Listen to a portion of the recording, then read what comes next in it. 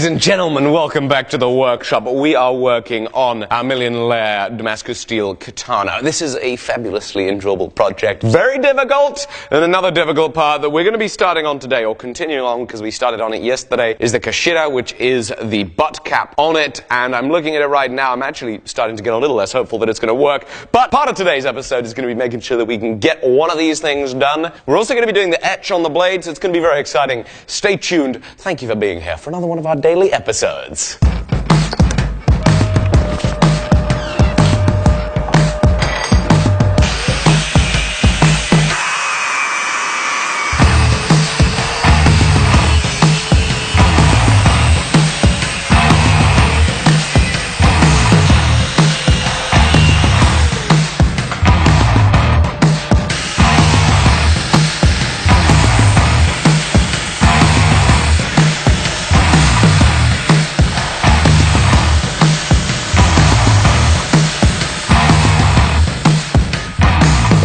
Oakley, so what do we have here? Well, actually, I'm surprised. I was able to get the rough shape I need from it. I believe we're pretty close. I think leaving it proud is going to be the best course of action, so that then once the cotton is wrapped around it, it will then leave it all flush. It may still be a little proud, but we can easily fix that. The next step is going to be quite difficult because this needs a slot in it to fix the cotton that we have that then wraps the... So I need a slot in it. And I know because of the awfully strange shape of this, it is going to be a little bit of a nightmare to get inside the milling machine. So here's the cotton material I have. Let's see how wide it is. Ooh, about 12 millimeters wide, about 1.5 millimeters to 2 millimeters thick. And so obviously with that information, so knowing that our cotton material is 12 millimeters wide and approximately 1.5 millimeters thick, obviously depending on squishability, I need to have a think about how it's going to be wrapped inside of this bad boy to work out the dimensions of the slot that needs to be milled. What I think I've decided on doing is making this maybe say 4 millimeters wide, maybe bring it to about 15 millimeters long. The only issue is I now need to work out how I make that accurate to both sides. A worry that I now have is how am I going to get this set up in the vise? Thankfully, because I have a flat there on the back, I'm simply just going to be able to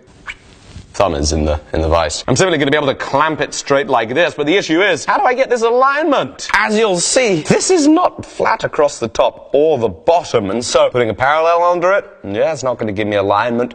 Putting a parallel on top and just feeling for it, yeah, it's not going to give me alignment. You know what I'm going to have to rely on? My eye. So we'll give it the old if it looks straight, it is straight trick. Learned that from Jimmy DeResta. Looks straight to me. Now, I was thinking about how I would make this happen, and I just realized I can probably make this happen with this. Now, what do you mean, Alec? Of course you're going to make it happen with an end mill, but how are you going to flip it over? No, I mean, I think I can do it from just the one side. What? Yes! I think I'm just going to do it from one side, because this 4 millimeter end mill has the same diameter shank as it does the cutting end, unlike this 3 millimeter end mill, for example. I say I just go straight for it. Oh, yes, this could be a terrible idea.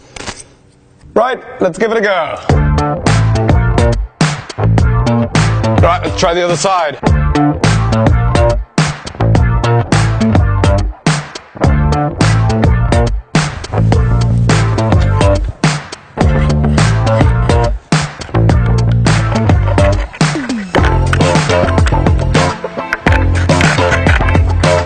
Well, shock horror, would you look at that? There is a hole in there, there is a slot in there that goes through both sides, and I dare say it looks relatively centered. I'm actually quite pleased with that. So the next big step is going to be going into the etch, which is very exciting, but I want to have the tang of the katana finished. That's going to require drilling a hole. It's also going to require touch marking it. But drilling a hole is going to mean that I'm going to need to have everything completely perfect with the handle and how it fits up together. And this is just not perfectly flat. So I'm going to draw it across this piece of 240 grit sandpaper over my granite block. Hopefully this will get me a much better flat. This will then mate up to the copper. We're going to assemble it all together. Somehow we're going to find out where we need holes drilled, and we're going to drill all the holes, which is a very nerve-wracking process. I'm saying that like I've done it before. The reason it's nerve-wracking is I've never done it before, so I have no idea how to do it. That's why it's nerve-wracking. Okay, so that's much flatter. We're going to go back in, we'll see. Okay, it looks like I'm a little proud on this bottom side here. There's a little air on the underside, which makes me think that this needs to come up, so that needs to come down. One of the things I learned from Walter Sorrell's videos is that this is how you take apart a katana. Ow! Ow! It works, but it hurts.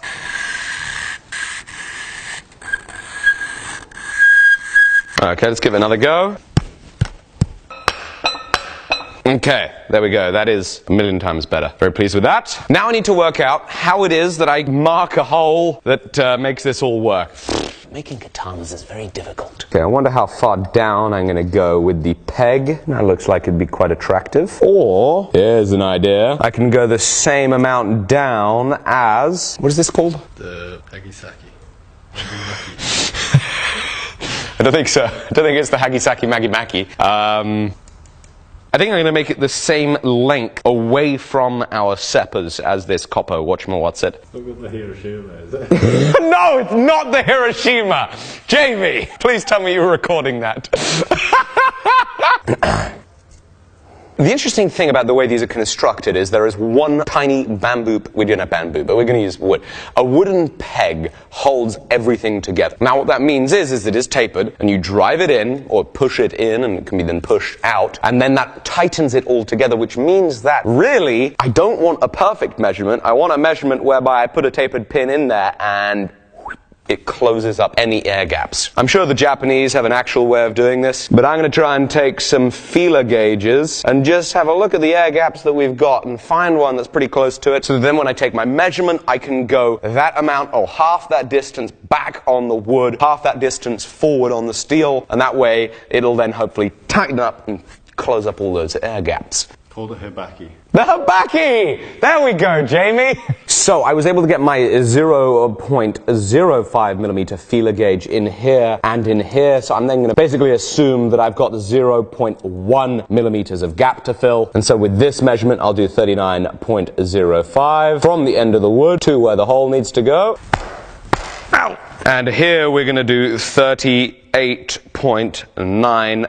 I think that's how maths works. 8.95. I'll lock off the top one. It has a handy little knob there. And we'll drop it down. 38.95. Tighten it up. Well, that was pretty silly of me. I could try clamping this, then getting my 0 off of that, but I worry that I'm going to get that to stay still enough as I do it. We'll give it a go. And scribe it with the carbide-tipped scribe on the height gauge. Hopefully, that is a very precise scribe mark. This is difficult. This is very difficult. The handle obviously wants to be 39.05. So I'm going to hold it down, put pressure, make sure it's flat, scribe it, scribe it.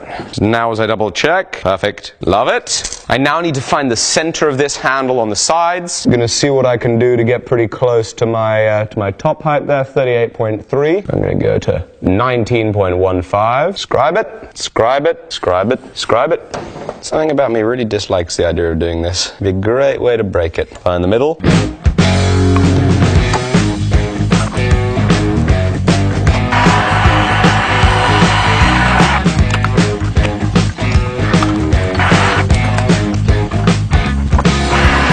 So I've now got the handle on it, and I'm just going to find where the middle of this hole is on the tank. There we go, you can even see the 0.1 millimeter differentiation between the tang and the handle that we measured for.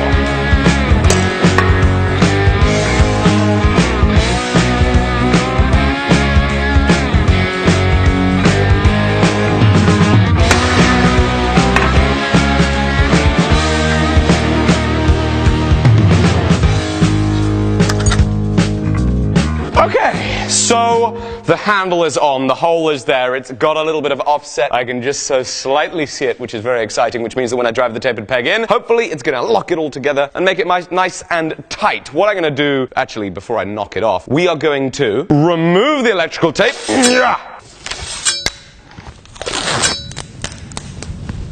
This is taking forever. Great. If only real life was as easy as editing.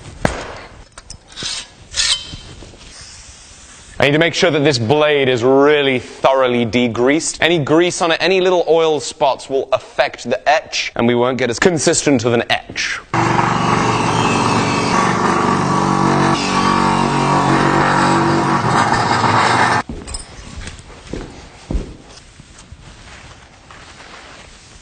This is the moment of truth. Gonna give it a little stir, make sure it's all mixed up.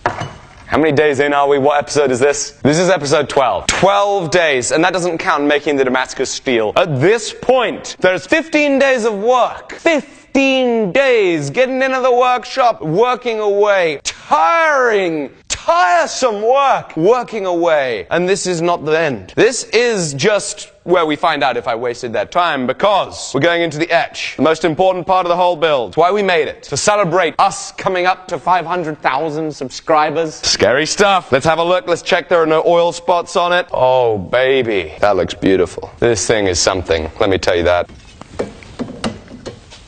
We're going to leave it there for 25 minutes, not 14 hours. I'm going to set a timer on my phone. In 25 minutes, it's going to come out of there. We're going to neutralize it. But the next step is we're going to go back to my father's workshop, and we're going to carve the handle so that we can inset some stingray leather.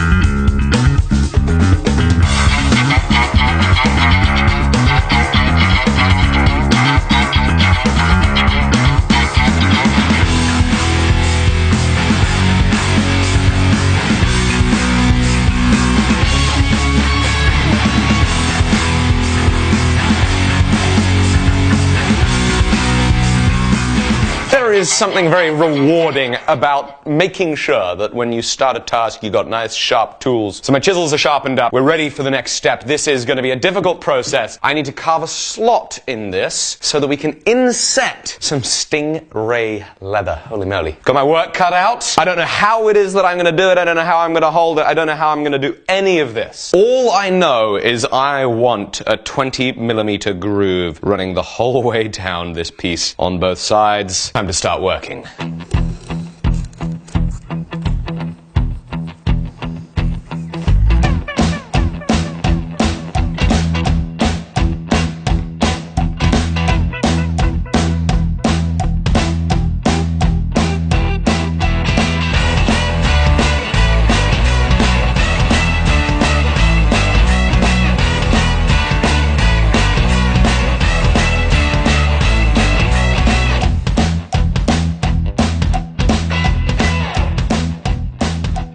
So I did these sideways cross hatches into the oak, and it's really looking like this is helping chisel this out of there. I also ran a central groove down there. I was just taking out one side at a time. Probably difficult. This oak is tearing a lot, so I'm really struggling to make it happen, but we're making it happen, slowly but surely.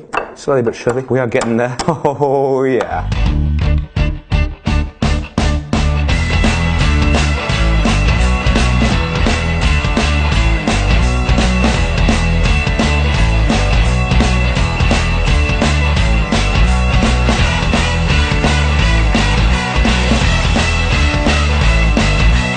So I'm slowly getting there, just taking my sweet time, working it away, making sure that it's flat, making sure there's an even depth of the groove the whole way along. I'm going to have a look here. So this is obviously the stingray leather.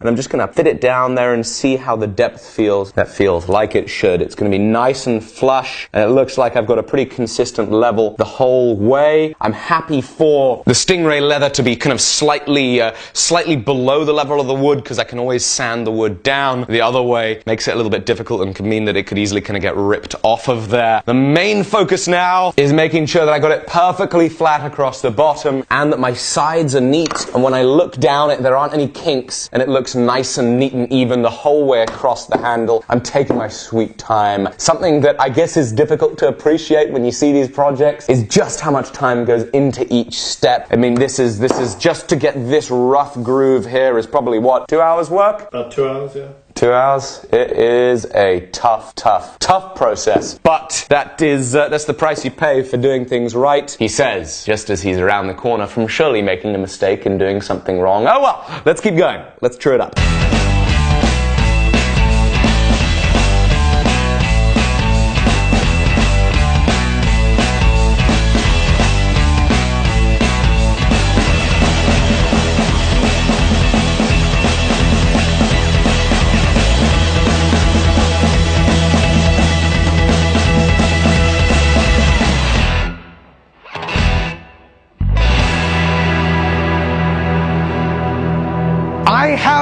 finally got this clean and it looks neat, and I'm completely shocked because this has just been, I'm shocked, but we've got that one side done. Now what we're now going to do is, before we move on to the next side, for what reason? Only so that we can make good YouTube content, woo! Because it's going to take me a lot more time to do the other side. We're going to work out how I can measure and cut the stingray leather so that it'll perfectly fit inside of there. I don't know how I'm going to do that. What I'm tempted by, just because I sit this on here, I am tempted by somehow applying pressure and maybe finding a way for that to mark through the backside. Maybe chalk, maybe something like that. Nothing comes through. Okay, so here's what I'm going to try and do. I'm simply going to cut it wide. Going to get rid of all the rest of this so it's not flopping around on me. And then I'm going to try and match the contour by cutting over the top of this far side. And then hopefully whittle my way down on the next side of it. Let's see how this goes. This feels wrong. It feels really wrong. There was an eyeball here back in the day. This is difficult to cut. Oh my goodness. This is near impossible to cut. No! This is crazy! This is the hardest material I've ever cut. There we go. Whew! I do not know how I'm going to get an accurate cut on this. I did not expect this to be so difficult to cut. These little balls here, every time you try and cut through them, the blade has to shimmy its way either side or split it. It's horrendously difficult to cut. This could be a big problem for trying to get an accurate contour.